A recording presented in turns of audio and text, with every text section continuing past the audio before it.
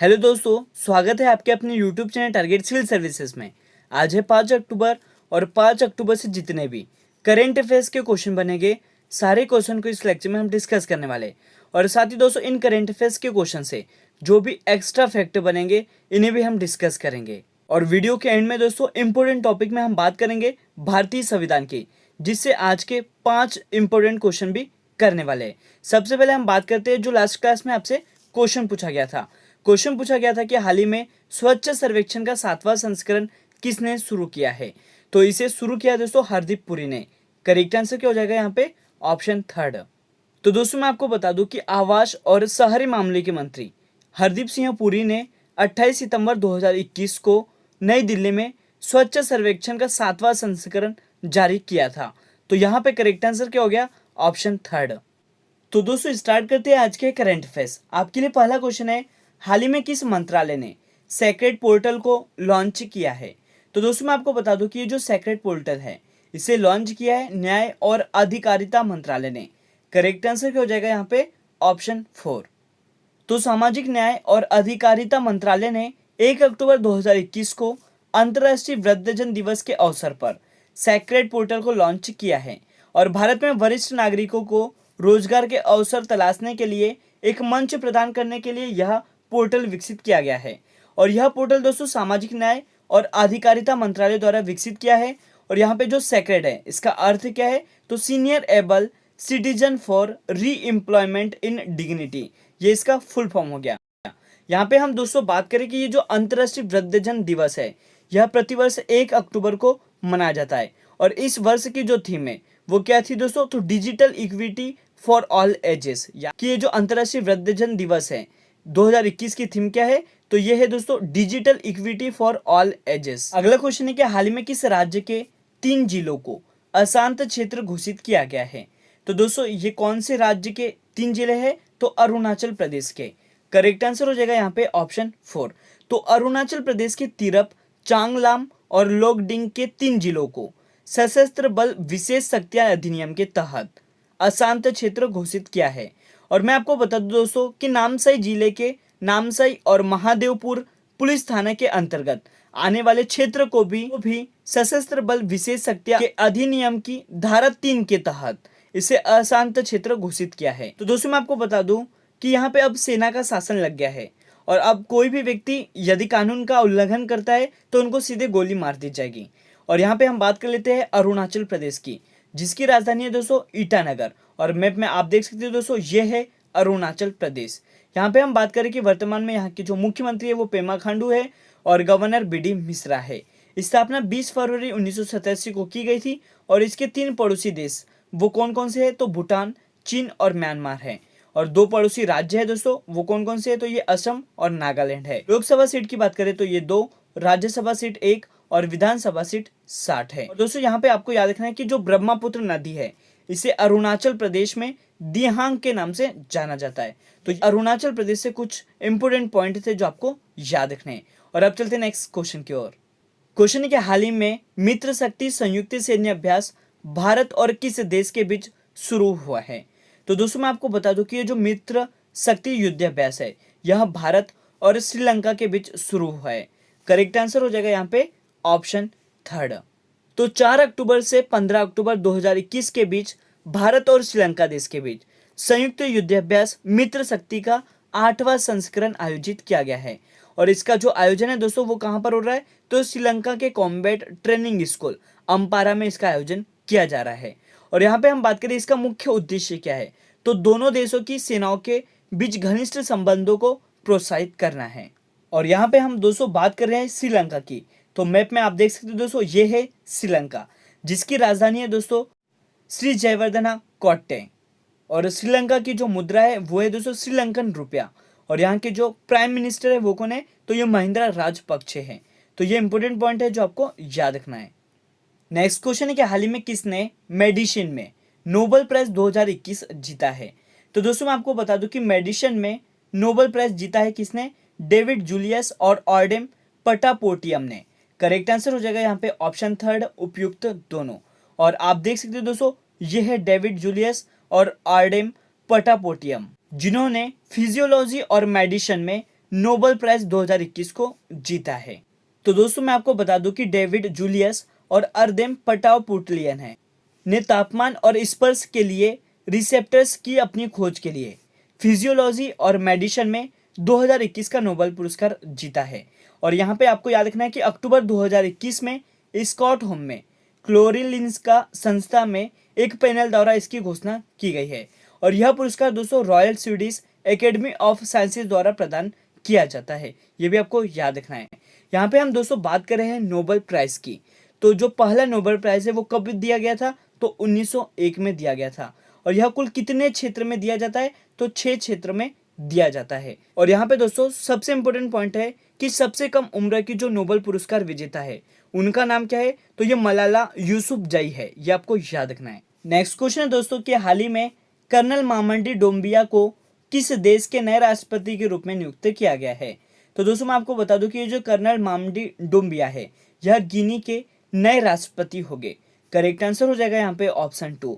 और आप देख सकते हैं दोस्तों ये है कर्नल मामंडी डोम्बिया, जिन्हें गिनी के राष्ट्रपति के रूप में नियुक्त किया गया है। और इन्होंने किसकी जगह ली है, तो अल्फा कोंडगे की जगह ली है, ये आपको याद रखना है।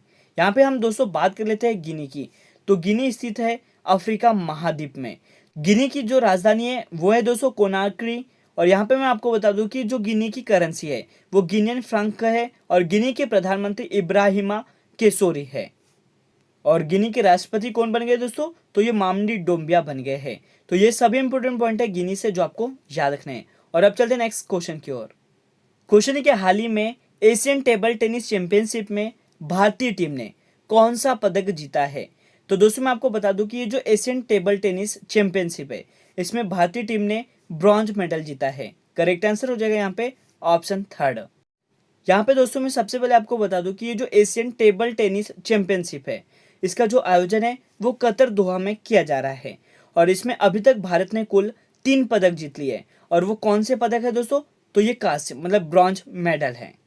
और यहाँ पे मैं आपको बता दूं कि शरद कमल और जी सातियान और साथ ही दोस्तों हरमित देसाई और मानव ठक्कर की 2 भारतीय जोड़ी ने एशियाई चैंपियनशिप के पुरुष युगल में कांस्य पदक जीता है। यहाँ पे हम दोस्तों बात कर लेते हैं इंटरनेशनल टेबल टेनिस फेडरेशन की, जिसकी स्थापना 1926 को की गई थी। और इसका मुख्यालय लुसाने स्विट्जरलैंड में स्थित है। तो करेक्ट आंसर हो गया यहाँ पे ऑप्शन 3 कांस्य पदक। और अब चलते हैं नेक्स्ट क्वेश्चन की ओर। क्वेश्चन है कि राष्ट्रीय वित्तीय रिपोर्टिंग प्राधिकरण के नए अध्यक्ष कौन बने हैं। तो ये बन गए दोस्तों अशोक कुमार गुप्ता। तो याद रखना आपको राष्ट्रीय वित्त रिपोर्ट प्राधिकरण के नए अध्यक्ष कौन बने हैं, तो ये अशोक कुमार गुप्ता बन गए हैं। और आप देख सकते हैं दोस्तों ये है अशोक कुमार गुप्ता। करेक्ट आंसर क्या हो गया यहाँ पे ऑप्शन 2। अगला क्वेश्चन है कि हाल ही में भारत के पहले राष्ट्रीय सुरक्षा सलाहकार का निधन हो गया है, उनका नाम क्या है। तो दोस्तों ये जो पहले भारतीय राष्ट्रीय सुरक्षा सलाहकार थे उनका नाम था ब्रजेश मिश्रा। करेक्ट आंसर हो जाएगा यहाँ पे ऑप्शन 2। और आप देख सकते हैं दोस्तों ये है ब्रजेश मिश्रा, जिनका हाल ही में निधन हो गया है। तो यहाँ पे दोस्तों मैं आपको बता दूं कि ये जो ब्रजेश मिश्रा है यह मध्य प्रदेश के पूर्व सीएम द्वारका प्रसाद मिश्रा के बेटे हैं, जो कि क्या थे दोस्तों, यह पहले राष्ट्रीय सुरक्षा सलाहकार थे। और इनका हाल ही में निधन हो गया है। यहाँ पे हम बात करें national security advisory of India की, जिसकी स्थापना 1998 में की गई थी। और उस टाइम पे दोस्तों प्रधानमंत्री कौन थे, तो ये अटल बिहारी वाजपेयी थे। और वर्तमान में दोस्तों जो एनएसए है मतलब नेशनल सिक्योरिटी एडवाइजर है वो अजित डोभाल है। और आप देख सकते हैं दोस्तों ये है अजित डोभाल। तो ये सभी इंपोर्टेंट पॉइंट आपको याद रखने हैं। और अब चलते हैं नेक्स्ट क्वेश्चन की ओर। हाल ही में किसने वेटलैंड्स ऑफ इंडिया पोर्टल को लॉन्च किया है। तो दोस्तों मैं आपको बता दूं कि श्री भूपेंद्र यादव, जो कि केंद्रीय पर्यावरण वन और जलवायु परिवर्तन मंत्री है, इन्होंने वेटलैंड्स ऑफ इंडिया पोर्टल को लॉन्च किया है।